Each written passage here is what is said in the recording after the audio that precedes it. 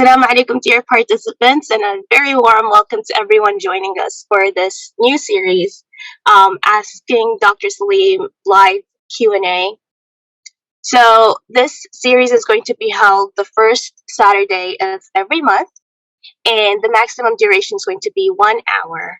And you can ask him any question you'd like about Islam, and the questions that you send can be in Urdu or English, but the answers are going to be in English to facilitate for the participants who normally speak in English.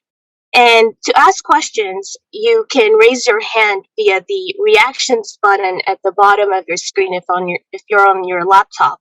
So if you click on the reactions, there's an option to raise hand, and we already have a raised hand. Sweet. Questions are going to be taken in the order in which they arrive.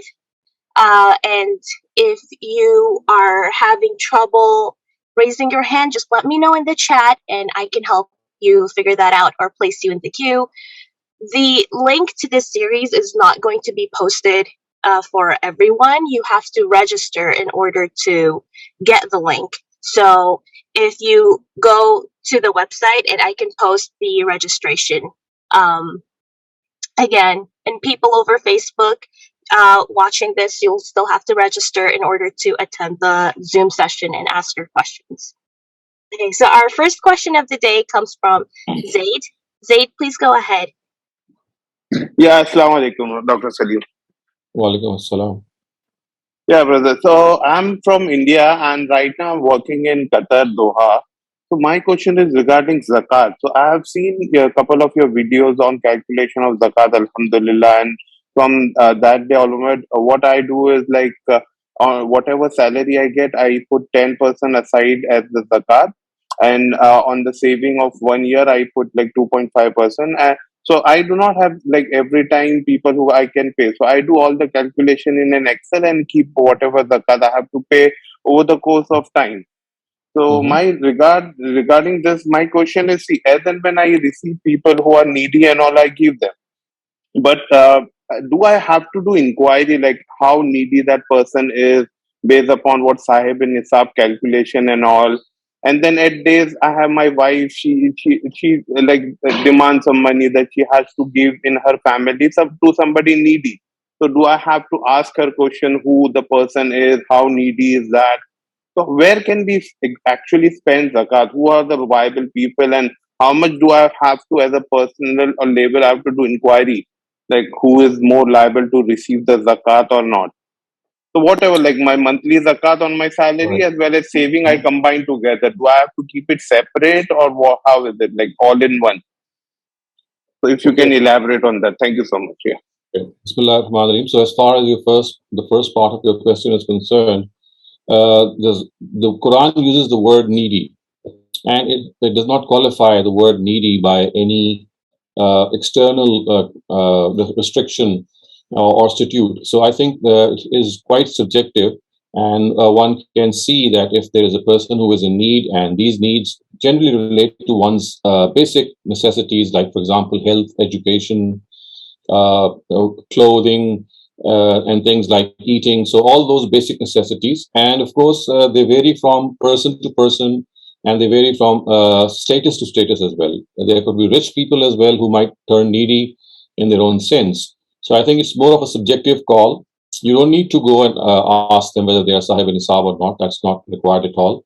All that you need to know is that you're satisfied that the person that you're giving the zakat will use it for the purpose that you think that he should use it.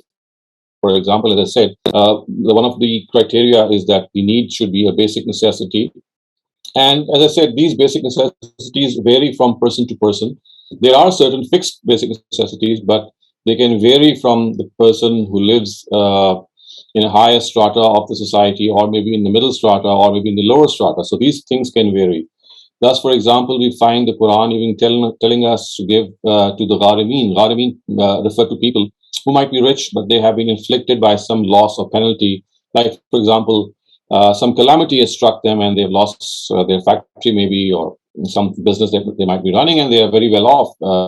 In spite of that, the Quran calls them that, and they could be very well off, and the Quran calls them Gharimin, which means that, of course, it is the nature of the need that has to be looked into. Obviously, you're not going to pay zakat to a person who would like to buy a luxury car. So you see, the amount of subjectivity is there. But because of the fact that the Quran has not qualified the word need, I mean, Quran only says in fuqara. Fuqara in Arabic means a person who is needy. So any person that you think is needy qualifies for your zakat. Thank you very much, Dr. Saleem. Our next question comes from Shahid. Shahid, please go ahead. Yeah, Assalamu alaikum, Dr. Saab. My question is, when a person borns, so we know that everything is written in the mother's womb, like age and fate and everything. So my question relates to the next generation. Like, is it going to be determined like how many kids the person gonna have, or is it after a person gets married and then it's gonna decide like how many kids a person would have? Well, if you're talking about the knowledge of God, or are you referring to the fact that the planning of the person or the couple? Are you referring to God's planning, or are you referring to the planning of the couple? No, the God's planning, because the God, like Allah, like writes everything in the mother's womb. Like this person is going to be, good or bad. How his like the life, or rich versus Right. poor. Yeah. So Okay. Yes, I that understand. the time is going to write for the next generation, like this person gonna have that many kids, or is that afterwards when the person gets married? Actually, this is a very grave misconception that God has written down something. There is no such thing which is mentioned in the Quran. The Quran actually refers to an entirely different thing, and that is that God has knowledge of whatever is going to happen. If you're referring to a particular person, so God would have knowledge whether that person, when he's going to be come into this world, who would he marry, and how would he marry, and how many kids would he have, and how many kids his kids would have. So you see, there is one thing as God's knowledge, and there's another thing as something written down. There's no such concept in the Quran that you can find as something has been written down. The Quran tells us that God's knowledge is all embracing. He would know every minute detail of this universe, every small thing is in his knowledge. So to be in someone's knowledge, of course, in God's knowledge, is referring to the fact that God is aware of the future. That is all. The fact that when a fetus is in the womb, then there are certain things that are written down for him. There is no such concept in the Quran. The same was like for the deaths also. Maybe that's the same that you're referring now. That the Allah knows like by His knowledge, but as such, there is no known like the reason that written down. Yeah, you see, God's knowledge until the day of judgment is absolute. It's certain. He's aware of every single thing that's going to happen until the day of judgment. So basically, it's the all-embracing nature of God's knowledge, which is in discussion in the Quran. The Quran at various instances says things like يَعْلَمُ مَا بَيْنَ أَيْدِيهِمْ وَمَا خَلْفَهُم. He knows what had happened in the past. He knows what is in the future, and he is conversant with the circumstances of his people. So it's basically God knowing. His knowledge is under discussion in the Quran, and this embraces the past, the present, and the future. Thank you, Jazakallah. Thank you, Dr. Saleem. Our next question comes from Rafia Khwaja. Please go ahead. Assalamu alaikum, Dr. Shehzad. Dr. Shehzad, I'd like to know, why did the Quran permit sex with female slaves? After the demise of the Prophet ﷺ, the Sahabas continued to have female slaves and have sex with them. Why did the Quran allow this? Thank you. I think we have explained this on several other occasions as well, and written about this at a number of places as well. You might need to look up some of these instances, but very briefly, I think the important thing that we need to realize here is that slavery was not abolished in the blink of an eye the way certain other things were, because of the fact that it was deeply rooted in the Arab society, and every single house had scores of slaves, and they were dependent on the their master or the person who would own them. And if the Quran had allowed an immediate emancipation of these slaves, they would have no place to go, and most of them could not even work. They needed to be trained. Many of them didn't have the proper moral training, like, for example, women who were taken to prostitution at times. So the Quran adopted a gradual way to eradicate slavery. And because it had adopted a gradual way to eradicate slavery, during the time, the interim period in which it was allowed, it was not touched in any way, and the whole society continued to be as it was. Only a very gradual process was initiated, and in a period of about 15 to 20 years, it was completely abolished. And the Quran actually said it or stated that thing in Surah Nur, which is the surah in which it was said that you have to set free the slaves if they are able to support themselves. Now, the reason that in this interim period slavery was allowed, or having sex with these with slave girls was allowed, was, of course, one of the reasons was that someone had to. The Prophet, for example, he had a slave girl. He had a slave maiden called Maria, and he had to actually exhibit an exemplary character, an exemplary way to deal with slave women, as long as they were not totally prohibited in that interim period. And because of the fact that it was something which had been going along in the Arab society for long, so this gradual process actually entailed that in that interim period, everything should be given protection of the law, and because of that protection, so the way that they were treated, they had been, of course, that they were kept with their masters, and they had intimacy with them. So that was not at all changed in any way. And I think that has a lot of wisdom in it, because had there been any sort of interference in that institution, it would have been disastrous. And because of the fact that this was part and parcel of slavery, if anything contrary to that had been decided, instead of that gradual process of eradication, a lot of chaos would have resulted, and women would have maybe taken to prostitution and gone away, and instead of remaining with their masters because of the fact that they had this moral impropriety in them, they would have gone into the society and set up prostitution centers. So I think in order to avoid that, slavery was gradually eradicated, and during this gradual period, everything which was meant, or which was meant the way slave women were kept, was given protection. Dr. Shehzad, they were told to look after the slaves, but the Sahaba had more than one slaves. There were several slave girls, and they had sex with all of them. My objection is to that. They had their wives. One slave girl, I can understand, but if they had several, they continued with this, and what protection were they giving so many of them? It just doesn't come to my mind to understand the concept of 4 slave girls or 3 slave girls with each man.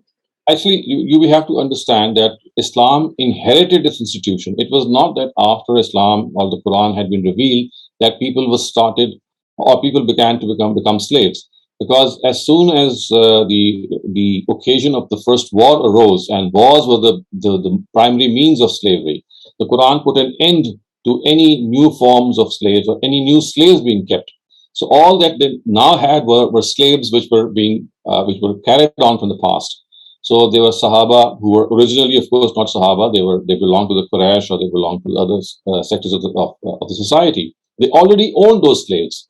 But as I said, that new slaves, the process of making new slaves was immediately prohibited. And as I said, the primary means of making new slaves were wars. And before the first battle which took place, which was the Battle of Badr, the Quran said that no slave could be kept with them. No prisoner of war could be made a slave, because it was primarily these prisoners of war who were made slaves. And these prisoners of war had to be set free. So what you're talking about is actually referring to the fact that why they did not set them free earlier on. As I said, they already owned those slaves prior to becoming Muslims in their previous whatever religion they followed. And because of the fact that this institution had to be eradicated or abolished in a gradual way, everything had to be kept intact. The only thing is that any new slave could now not become part of the household. So this was basically a matter of dealing with existing slaves and how to go about setting them free in a gradual way. Shehzad Sahab, my objection is still to the fact that why were they allowed to have sex with their slaves all the time? I know they could keep them, but did they have to sleep with them when they had their wives, maybe 2 wives, 3, 4 wives, and then they would have sex with the slaves? That's the only objection. I know, I understand your objection. The thing is, you see, this was a norm which was followed before Islam even inherited slavery. It was something which continued to exist. And the Prophet himself had a, as I said, a slave maiden, Maria, and she was someone from whom the Prophet even got a son. And he had to demonstrate to other people that if you were to keep slave maidens within this interim period, then this is how an exemplary way of keeping these slave maidens is. And so therefore, if he kept them, or he even had a son, as I said, his name was Ibrahim, it was to demonstrate that in this particular period, how these slaves have to be treated. And history has it that most of these slave girls, especially the ones the Prophet had, they were virtually treated like wives, so that the example could be set up before the rest of the Muslims that in this interim period, you have to deal with them in a very, very affectionate way. Thank you very much, Dr. Saleem. Our next question comes from Zaid. Zaid, please go ahead. Yeah, Assalamu alaikum. So my question is regarding the Iman that Allah refers to yakeen, like even in Surah Baqarah where Allah says, Bil akhirati hum yuqinun. So like what is this yuqinun? Like let's take an example of me, like as per se, I know that if I give somebody like 10 riyal, Allah will give me 10 times more than that. But anytime somebody needy comes in, I open my wallet, I will see 100 riyal note in my wallet, but I'll also see a 10 one, and most likely my instinct will tell me to remove 10 because there are people who keep asking and all. So is it the lack of yakeen that okay, I'm going to meet Allah and whatever I do in the cause of Allah, I'm going to get return to it? How do we get this yakini iman? Like I feel like okay, I pray namaz, whatever my obligations are, zakat and everything. But even when I look inside my heart, do I really believe? I know I'm going to die. But is it all my intuition or is it yaqeen? How do I identify whether I do even have that yaqini iman? Where I just gave you an example that if I was so like constant in my faith, I would not mind giving all my properties away. Like if I had that yaqini iman. So what is the demand from Allah? Like who will be successful in the akhirah? So you see, I think you're mixing up two things, and both these attitudes are they're absolutely fine if you just understand that as far as Iman is concerned and Eeqan is concerned. So Eeqan is the next step of Iman. It can be translated as conviction.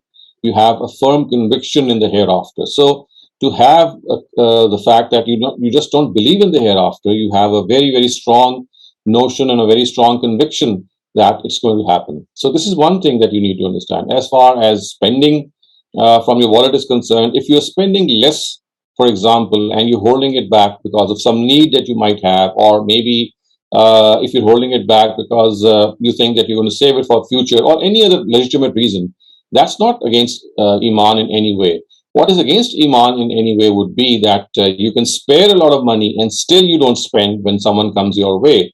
So that would certainly be something which is not only against Iqan, it is something which is against Iman. So you see, what you need to understand perhaps is that to believe in something is what we call Iman, and to have conviction, strong faith is what we call Iqan. But when you spend and you don't spend for any legitimate reason. For example, it could be the fact that you have your own need, or maybe your family needs it, or as I said, you could be saving for a rainy day. All these things are fine because the Quran tells us that to save your own money for some reason of the future is absolutely perfect. It's absolutely fine. But the thing is that when you can spare something, in spite of the fact that you have a certain amount of your savings, and you turn to become a greedy person, maybe, or you fear the future that what will happen if I give away in my saving, which I can spare. It is here that maybe we need to strengthen our faith that God has. God is going to take care of us if we take care of other people. So it's basically an attitude that has to be balanced in a certain way. But I would not say that this is against Eeqan in any way. And of course, if you don't have a legitimate reason, then you can say that yes, there is something that I need to strengthen.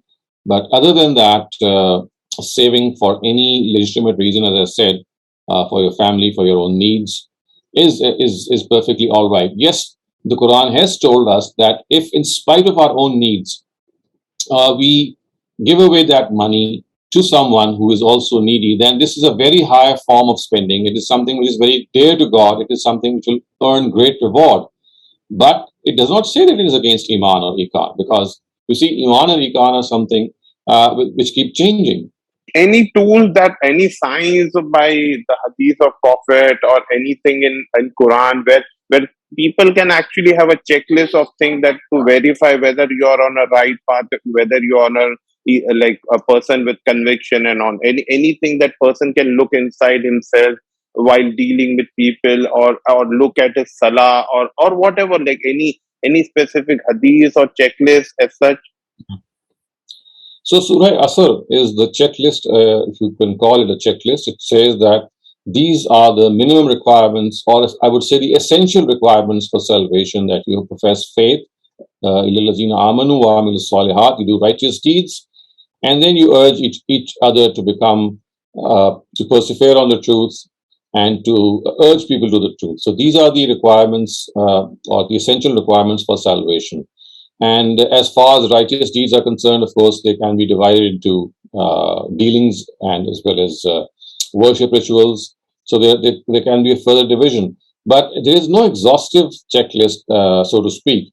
There is this rather concise checklist that you can find in Surah Asr, and just tell yourself with it. And more than that, I think another thing which might be of help to you is your own personal conscience and your own nature.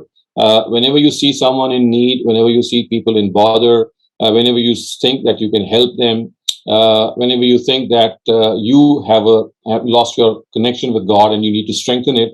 So you see, it's a matter of your own feelings and your own conscience and on your own nature. If you just pay heed to the cause of your conscience, you pay heed to the cause of your nature, or your personal human nature, and obviously to the sentiments of sympathy, kindness that you already possess. These things are bound to happen, and you would perhaps not even be needing a checklist for that. Sorry to extend the question. Like actually, one regarding this only. Like when we say tawasobil-haq, so like how much do a common person, do have to? Because when you walk around, you see so many bad things happening. So like tawasobil-haq for a common person, how much does it go? Do you see somebody not praying? You say them. You see them, people cheating around in the world. You see so many bad things happening around you, within your family itself as well. For a common person, how much do we have to do as tawasobil-haq? Well, actually, the Quran itself has specified this, and the Prophet in certain narratives, that as far as your circle of influence, wherever you can have that influence, that people listen to you. And by the way, the things that you need to urge other people, especially mentioned here in Surah Asr and some of the other places, they are mentioned by the word maruf. They don't relate to worship rituals or to religious things. They relate to universal good, things which are considered to be universally good. That's, for example, truthfulness or justice or sympathy and kindness. And similarly, the evil or the munkar are things which are universally considered to be evil or bad. So first of all, it's not that you need to urge people towards worship rituals or things which are truly religious, because that is something that you have to do, of course, in your own circle of authority in any case. But here, what the Quran tells us is that in your own circle of authority, where you think that people are under your influence, and this varies from person to person, and of course, the way his stature is. So whoever he can influence, in a way that he can create that environment in which that person is going to listen to to you, he or she would become a responsibility. And that too has to be done in a very tactful way. At times you feel that there are people who are under your circle of influence, but you think that they are not going to listen to you. So you see the Quran at another place has said, Zakir in naf'at zikra, that you remind people or tell them to do good. If you think that they're going to listen to you and you're reminding them is going to be beneficial for them. So you see there are a host of things that you need to consider. Your circle of authority, the people who are there, whether they're going to listen to you or not, and are they in the position to change themselves or not. So there are a host of factors. And if you consider all of these factors, I think it will become quite apparent to you where you should pick and choose in this regard. Thank you very much, Dr. Saleem. Our next question comes from Nusrat Khwaja. Please go ahead. So that sister asked a question which triggered my memory. I had some questions in my mind regarding this subject. First thing is, I understand the arrangement of having slave girls was to provide a shelter to the women who were caught in the war, or so they are not just on their own. They have a home, they have a shelter, and as a reward of that, the sexual relations were allowed. That's my understanding. You can elaborate more. But my questions were, suppose a slave girl gives birth to master's child. What is the status of that child? Is he a slave or free, or does he or she get an inheritance from the masters? Yes, they do get their inheritance. They are not considered to be their real children. They're called. They had a certain name in the Arab society, and they were called slave children. But they did inherit, and there's nothing which could stop them from inheriting. They were taken care of as ordinary children, or their real children were. They were dealt with in a very affectionate way. The only thing was that their own mothers did not have the status of being the wife, and for them the word used is they were called as amma. Amma in Arabic means a slave girl. So they were slave girls who would have, they would have a lot of rights. They were treated in a way that was almost the same, in many instances, as one's wives are concerned, specifically in the case of the Prophet, because he needed to set an example. But as far as their children were concerned, you could make a will in their favor, and if you had not made a will in their favor, they could even inherit from you, the way children do. So was it like in the West when so-called Negroes were kept as slaves and their children were also slaves and could be sold onwards?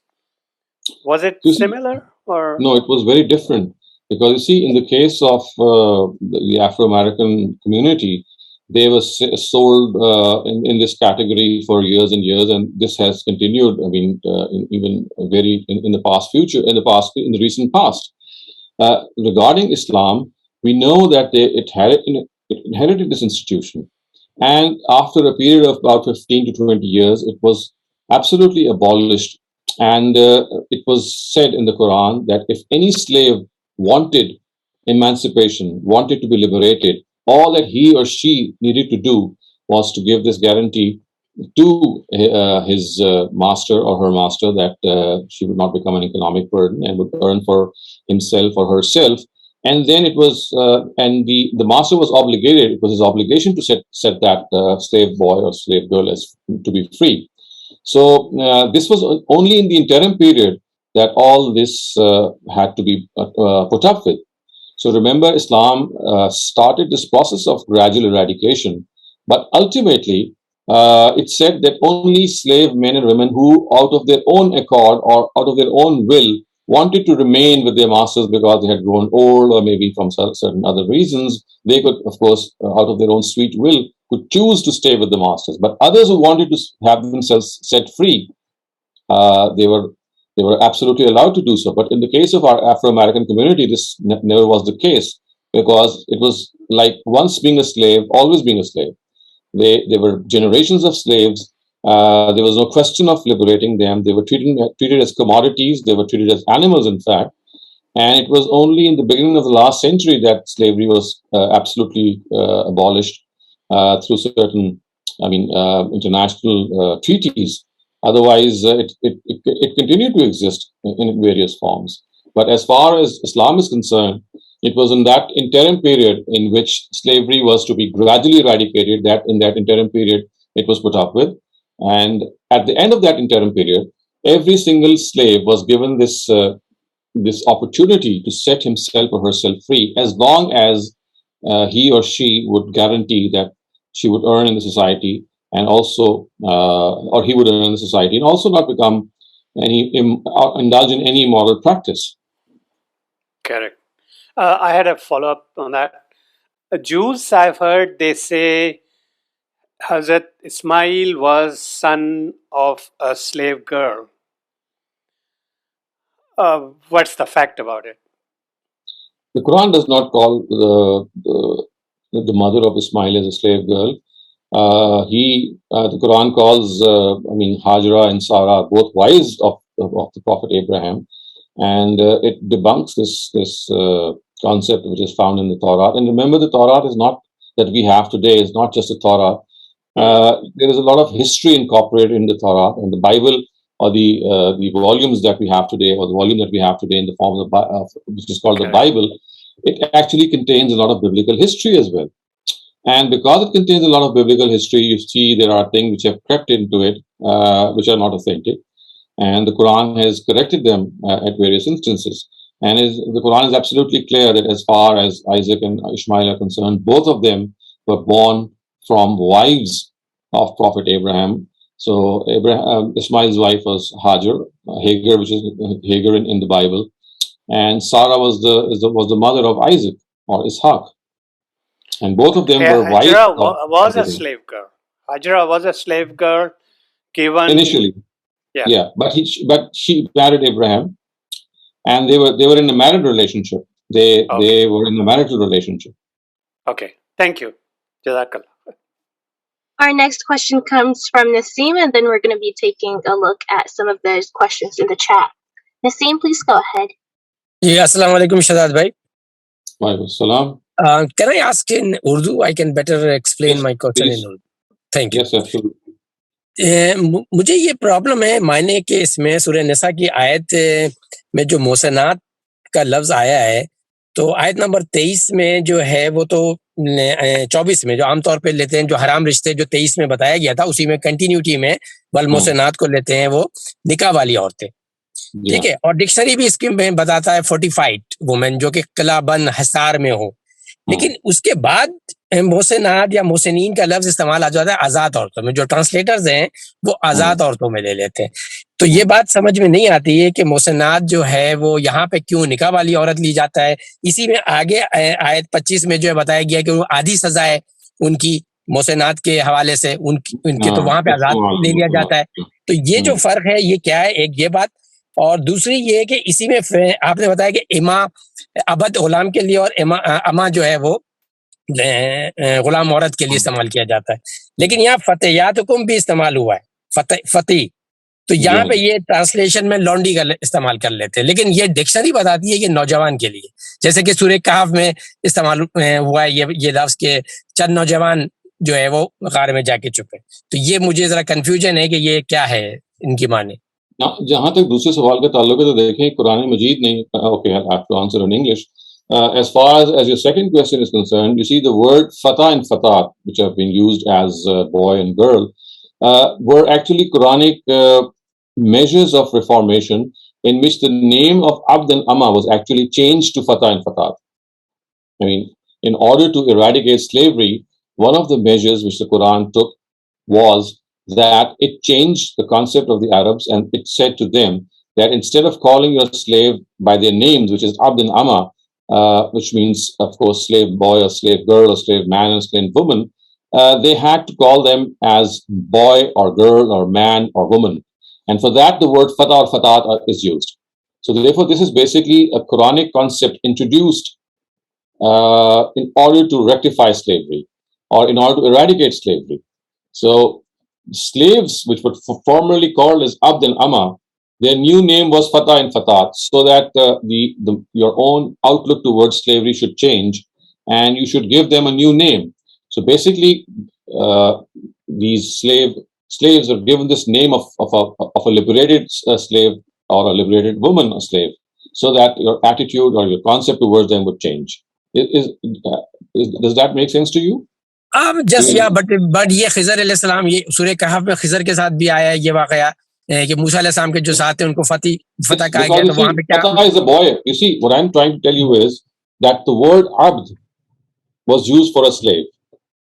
And the Quran instructed that instead of using the word abd for a slave, you don't call a slave by his name. You call him by a different name, and that is a boy. So in Arabic, the word fatah is used for a boy, as simple as that. Yes. So the Quran actually, in order to change our concept towards slavery, said that you should no longer call your slave as a slave. Instead, call him a boy. ये आपकी understanding है कि कुरान ये बात चाह रहा है क्या, मतलब उसको चेंज कर रहा है नेम को? जी, ये कुरान मजीद ने ये चेंज किया है ताकि हमारा जो कॉन्सेप्ट है स्लेव के बारे में चेंज हो. We don't call them. ये ऐसे ही है कि जैसे मैं मुलाजिम को मुलाजिम ना कहूँ, ताकि मेरा जो उसके बारे में कॉन्सेप्ट है कि मेरा मुलाजिम है वो नहीं आगे बढ़े, बल्कि instead I call him as a man और अ वुमन और any other names, so that it could change our worldview or outlook towards them, and we no longer call them by that former name. So it was like eradicating a name and giving that person a new name. Okay. And as far as your first question is concerned, you see, the word Mohsanat has different meanings, and I would like to refer you to my teacher Javed Ghamidi's essay on the punishment of stoning to death, which you will find in his book Burhan, in which he's actually explained how the word Mohsin or Mohsanat is used for a married person as well as for a person who is kept chaste, for example, who's not lewd in character. And it is basically the context in which you determine which meaning is implied. Now, the verse that you referred to, in which these prohibited relations are mentioned, in that particular verse, you'll find that the word Mohsanat is used for married women. And it is only befitting that you use it for married women, because later on it is said that the punishment for a slave woman is nisfu ma'al al-Mohsanat, is half that of a married or a person or a woman who is liberated, who is already free. So the word Mohsanat here would obviously mean someone who is liberated, who is not, already a slave. So I think you will understand this when you look at the context everywhere, wherever the word Mohsanat is used, and that will be the place which will make you determine where it is used in which meaning. But specifically, the place that you've referred to is the place in which these prohibited relations are mentioned. So, of course, we know that Mohsanat are women who are already married. You cannot marry women who are already married. So the word Mohsanat in that particular verse would refer to married women. Whereas in the other verses, where the punishment, for example, of slave women are mentioned, and as you said, the words are nisfu ma'al al-Mohsanat, that their punishment is half of that of the Mohsanat. That would automatically mean, because you're using the word slave in relation to someone who is opposite to that would be a non-slave, and that would be a free person. So automatically the meaning would be that their punishment is half that of a free woman. If the free woman would be punished by 100 lashes, then a slave woman who would be guilty of the same crime would be punished with 50 lashes. So that's basically a comparison. But in short, as I said, it's basically the context which determines which meaning is used where. नहीं, मगर सूरह नूर में भी ये लफ्ज इस्तेमाल हुआ है। वहां पे जब कहा गया है कि मुहसनात का लफ्ज इस्तेमाल किया कि उन पे तोहमत ना लगाओ, तो वहां पे तो फिर आजाद के क्या मतलब कि गुलाम औरतों पे लगा सकते हैं? वहां पे आजाद के लिए इस्तेमाल हुआ है, तो यहाँ पे भी आजाद के लिए हुआ है ना, निस्फ मा अलल मुहसनात में भी आजाद के लिए। आजाद पे क्यों? वहां पे चेस्ट वुमेन के लिए हुआ है ना, कि चेस्ट जो वुमेन उन पे तोहमत नहीं लगाना चाहिए। वो वहां पे अगर आजाद कह देंगे तो उसका मतलब ये है कि क्या गुलाम औरतों पे लगाया जा सकता है? नहीं, इसका ये मतलब नहीं है। वहां तो मुतकल्लिम का मंशा सिर्फ ये है खासतौर से कि जो लोग भोली भाली नेक खवातीन पर ये तोहमत लगाते हैं, ये इसमें है। लेकिन इसी इंटेंशन यहाँ पे ये है कि जो शख्स नेक खवातीन पे हुआ, यहाँ पे शादीशुदा ज़ेर बहस नहीं है। नहीं, सही है, मैं ये बात समझ गया हूँ कि डिक्शनरी के हिसाब से ये बात सही फिट हो रही है चेस्ट वुमेन के लिए और 45 के लिए, लेकिन जो आजाद का जो लफ्ज इस्तेमाल हो रहा है वो मेरे समझ में नहीं आ रहा, क्योंकि यहाँ तो आजाद का हम मतलब नहीं ले रहे ना। यहाँ तो हम ये ले रहे हैं कि वो खवातीन के जो आप सूरह नूर की आप बात करें ना, वहाँ ये करें कि जो नेक खवातीन, मुहसनात का मतलब है जो एहसान में रखी गई हैं, जो चेस्ट हैं, जो कोई ये बिल्कुल समझ में आ रही बात, जी, बदकारी के ऑपोजिट के मफहूम में है ये। बिल्कुल सही। लेकिन आजाद जो समझ में, ये बात मुझे नहीं मतलब कंफ्यूज कर रही है कि आजाद का लफ्ज, ये तो आजाद आप उधर देखेंगे ना कि जहाँ पे ये एक्चुअली इस्तेमाल हुआ है, वो वहां पे गुलामी के मुकाबले में इस्तेमाल हुआ है। यानी जहाँ पे कहा है ना कि आधा उन पर their punishment will be half that of who, यानी because they are referring to slaves. तो अब मेरे ये समझ में आ रही है कि वहां पर भी अगर हम चेस्ट वुमेन ही लें तो बात समझ में आ जाती है कि जो एक किलाबंद जिनकी ट्रेनिंग हुई है, जो भी एक घर खानदानी औरत है, उसको सजा यकीनन पूरी मिलनी चाहिए कि उसने, और जो बेचारी किसी स्लम एरिया या इसमें जाके जहां ग्रोन अप हुई है उसको आधी देनी चाहिए। वहां पे भी आजाद का लफ्ज इस्तेमाल ना भी किया जाए तो मुझे ये समझ में आता है कि ये बेहतर है कि जो चेस वुमेन है, जो खानदानी औरत है, जो पली बड़ी है, वो अंडरस्टूड होता है कि आजाद आमतौर से जो खवातीन होती हैं वो वही होती हैं जो चेस्ट होती हैं। यानी बदकार तो नहीं ना कोई होता। बदकार का मतलब ये होता है, या ल्यूड कैरेक्टर का मतलब ये होता है कि जो जिन पे तोहमत लग गई है कोर्ट से वो प्रूव हो गया। इसलिए वहां आप अगर आजाद और मोहसिन दोनों का एक ही, अगर आप आजाद भी तर्जुमा करेंगे तब भी उसका मतलब यही है कि वो मोहसिन है। उसकी वजह यह कि जो आजाद से मुराद ये है कि she is not a slave, यानी स्लेव के ऑपोजिट की पोजीशन है। तो जब she is not a slave, she is a free woman, and every free woman is a free woman unless, is a chaste woman unless she has been implicated by the court. तो ये तो उसकी natural corollary है। ठीक है, जज़ाकल्लाह, thank you. Thank you very much, Dr. Saleem. Would you like to briefly summarize the answer in English? Well, actually, what I was trying to answer here was that the word muhsanat, which is used in the Quran, has two meanings. The one is a chaste woman, a modest woman, someone who's not a woman of lewd character.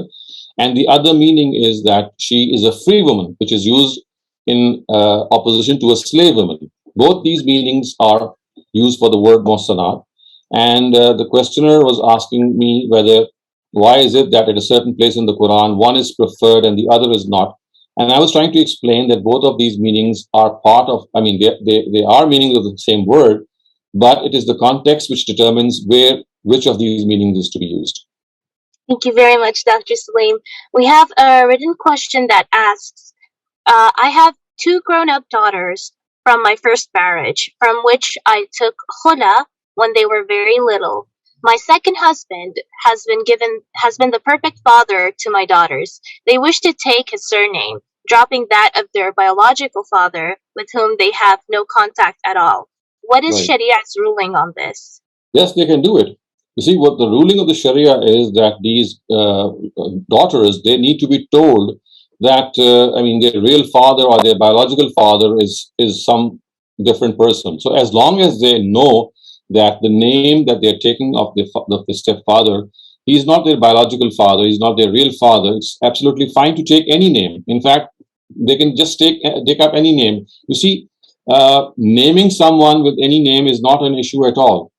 The Quran has actually told us that what you need to understand is that once you adopt someone, or once you are a part of a family and you're not a biological parent, then all that you need to do is to inform your daughters or your son or whoever that these are, that who their biological parents are. That is all. You cannot deceive them by actually becoming their biological parents when you're not their biological parents. So the real thing is that as long as the daughters know that they have a separate biological parent, adopting the name of the stepfather is absolutely not an issue. They can do that. Thank you, Dr. Saleem. The next question asks, what is mu'ajjal and غير mu'ajjal haqq maher? Is Sharia nisab for haqq? Sorry. So let me first elaborate on what exactly the Maher is.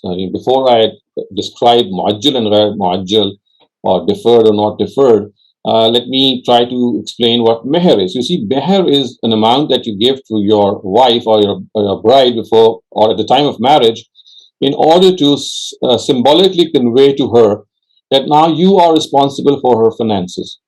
You are going to earn for her. So this is a symbolic gesture that you make. And you give that amount at the time of marriage. And therefore, it is in the fitness of things that you pay that amount at the time of marriage. So what is done in most cases is that it is deferred. So one term signifies that you defer your meher, you don't give it or hand it over to your wife. And the other term signifies the fact that you hand it over immediately. So if you hand it over to your wife immediately, it is mu'ajjal, which would mean right at that time. And if you do not hand it over right at the time, but you do so later on in life, then it is ghair mu'ajjal, which means that it has not been given at the time of marriage, it has been given later on. So this is how our marriage forms or nikah forms are reflected. But as I said, as far as the philosophy of Maher is concerned, or the philosophy of marriage is concerned, it is in the fitness of things that it should be paid right at the time of marriage and should not be deferred to later in life. Because as I said, it basically symbolizes the commitment of a husband that he is going to be responsible for his wife. And unless he pays that, how can he show that symbolism? That will not become symbolic. So because of the fact that the symbolism is often misconstrued, it is often misunderstood, that people think, well, if I have made a promise of this money, I can even pay it later on. And there are some other people who pay partly. I mean, they would pay part of the sum at the time of marriage and a part of the remaining part at a later time in life. But as far as the terms are concerned, this is the explanation. But as I said, in the fitness of things, it is required that you pay the whole amount at the time of marriage, because this is what gives that confidence to the wife that now this person is going to take care of me. Thank you, Dr. Saleem. The second part of the question asks, is Sharia Nisaab for Haqq Maher 32 rupees? Not at all. This is an absolutely false thing. The Quran tells us that the meher should be according to the ma'ruf. Ma'ruf means the conventions of the society, which mean the status of the husband, of course, and if the wife would even demand any certain amount considering the status of the husband, and according to the norms of the society. So this 32 rupees has actually been calculated because this was the amount equivalent in rupees, which was given by Ali anhu to Fatima when they got married. And when they converted that currency at that time, because in those times that was given in the form of silver coins or in the form of silver currency. So the conversion of that silver currency at that time came out to be 32 rupees. And it is erroneously called as the Sharia Maher, or something which is the rightful Maher. Whereas the Quran is absolutely clear. It tells us that meher, it depends on the convention of the society. It varies from society to society. It can be different for different societies. It could be different in the past and different in the present. In short, it is according to the norms of the society. It has not fixed any particular amount as meher.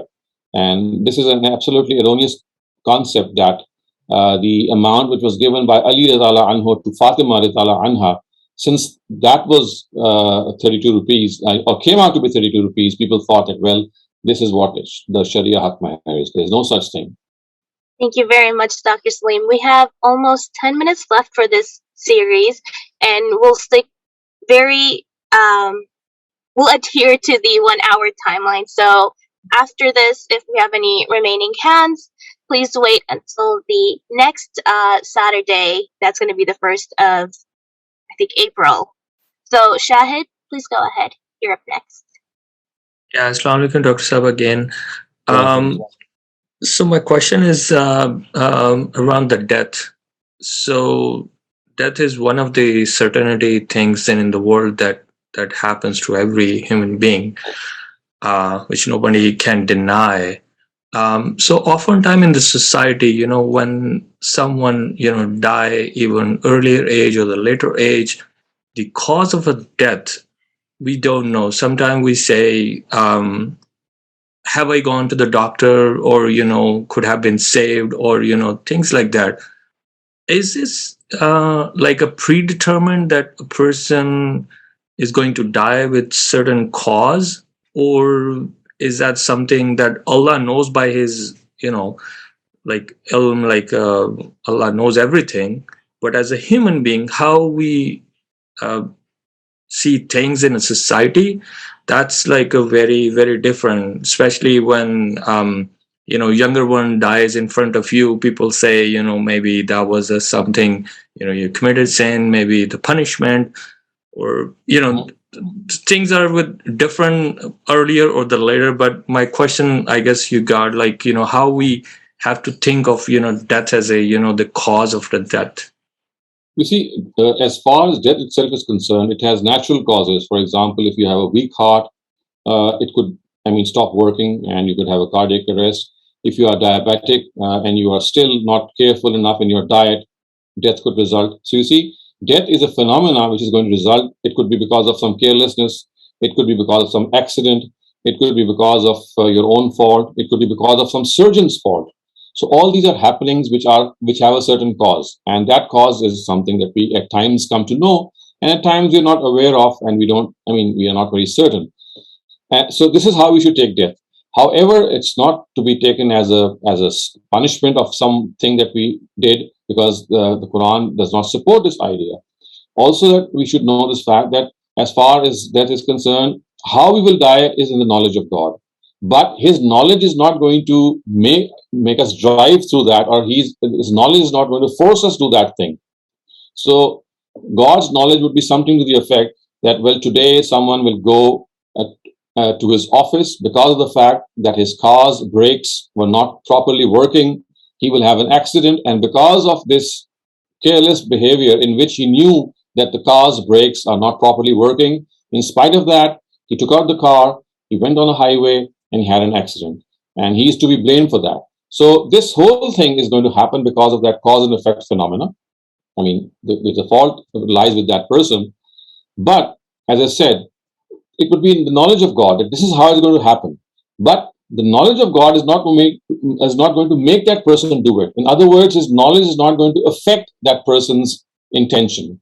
His intention of whatever he does with his life is his own intention. But whatever would be the outcome, or the intention itself would be, is something which is known to God. So God just has knowledge of what's going to take place. How it's going to take place, as I said, it could be through a number of reasons. And for example, you could have an accident. You're absolutely fine. You're just crossing the road, and the other person is at fault. So it's purely an accident. So the knowledge of God would be something like this. Well, that person will be crossing the road, and because of someone else's mistake, he's going to be hit by that person and he's going to die. So it's just the knowledge of God which is separate to the happening itself. The happening is going to take place through natural cause and effect phenomena. But whatever is going to happen is in the knowledge of God. So it's slightly, if you just think upon it, you'll understand it, that the knowledge of God is an independent thing. But what's going to happen is through various causes.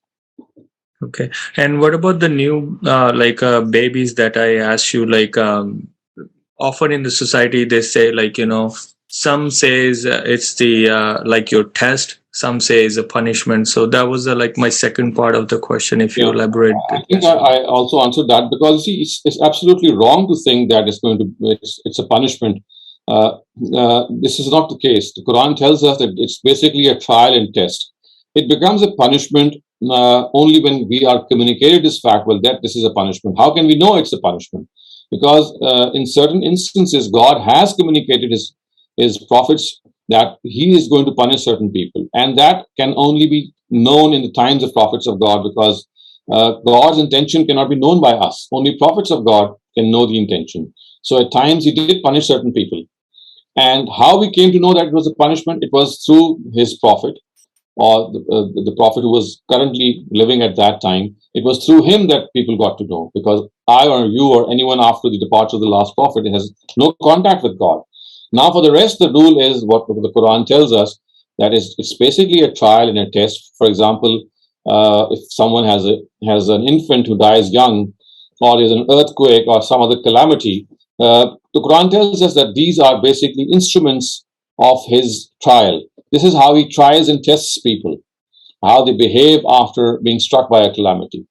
So we can only be certain if whether it's a punishment or not. It could be a punishment in some cases, but this could have only happened in the times of prophets of God, because God tells us that his punishment in this world only happens once he sends a messenger of God, and people, in spite of being convinced of his truthfulness, they are denied.